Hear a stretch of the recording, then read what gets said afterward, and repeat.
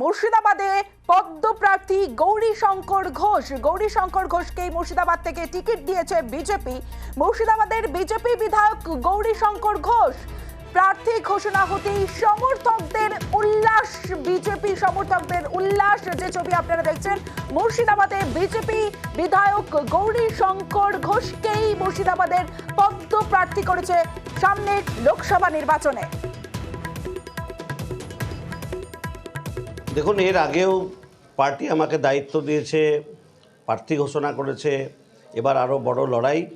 আমাদের মূল কাজই হচ্ছে সেই বিজেপি প্রার্থী যে যার নামই ঘোষণা হোক, এখন আমিই হয়েছি ঘোষণা, তো তাদের প্রতীক পদ্মফুলে মানুষের যে ভরসা, সেই ভরসা জায়গাতে আমাদের প্রত্যেককে আজকে ময়দানে নামতে হবে।